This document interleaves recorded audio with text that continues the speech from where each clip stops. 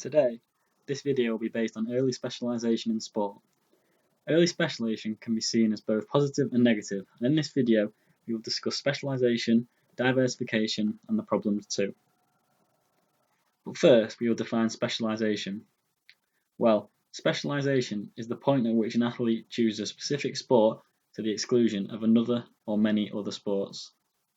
For example, a player may play football, basketball, badminton and tennis. However, if they were to specialise, then they would drop the other sports and pick just one, such as football. However, sometimes people choose to specialise earlier than others. So if we look at these three athletes, what do they have in common? Well, they're all early specialisers. There are benefits and drawbacks of specialising early, and Ericsson et al. States that 10,000 hours of deliberate practice is required to reach excellence, therefore backing up early specialisation. He also states that deliberate practice was essential to the development of expertise in any domain.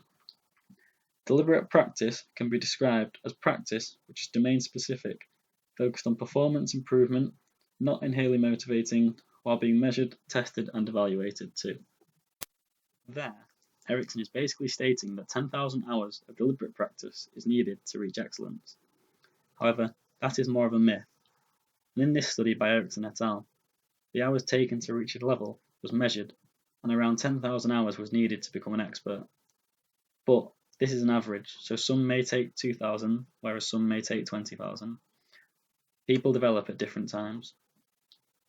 As a result of this, there are obviously going to be consequences of early specialisation. First consequence is that it has the potential to limit overall motor skills development, which has an effect on other sports.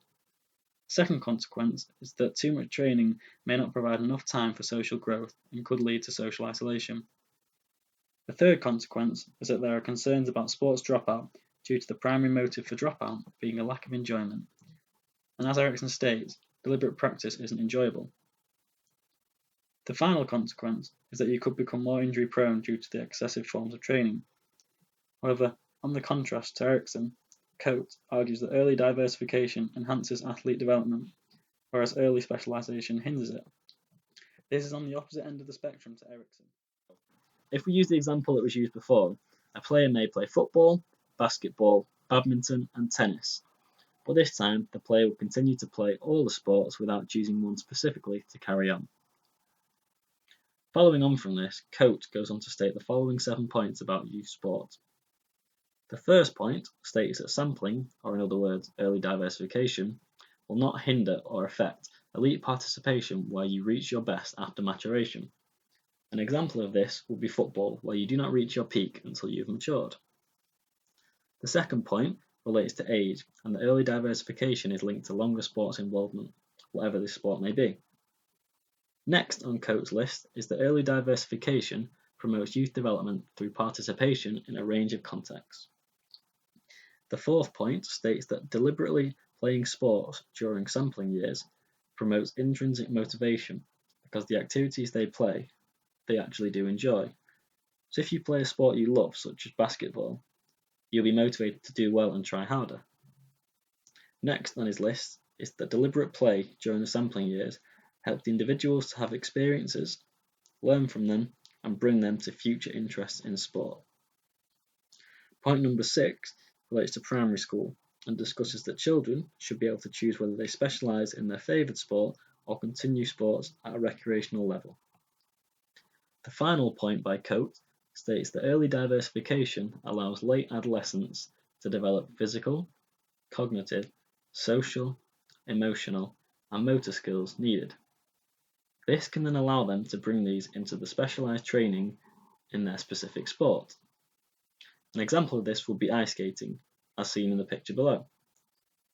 However, both early specialisation and early diversification have benefits and drawbacks. However, whether you early specialise or not is a personal choice. Even with this, sports are grouped into both early specialising ones as well as late specialising ones too. Sometimes this is intentional, however it can also be unintentional due to the talent IT systems and how early they want talent to be identified. Some examples of early specialising sports are football, gymnastics, swimming, athletics, martial arts and tennis, just to name a few. On the other hand, Late specialising sports would be darts, rugby, snooker and hockey, again, just to name a few. If we take football as an example though, players tend to specialise early so that they can get into the system. If they don't, they feel that they'll have less chance of being picked up. On the contrast, darts is classed as a late specialising sport because players don't need to be identified at an early age. This links back to the point about Tiger regarding early specialisation and how he is one in a million. Parents and coaches must be aware of the issues with early specialisation and how it can be detrimental to a player's development, therefore promoting early diversification at a young age.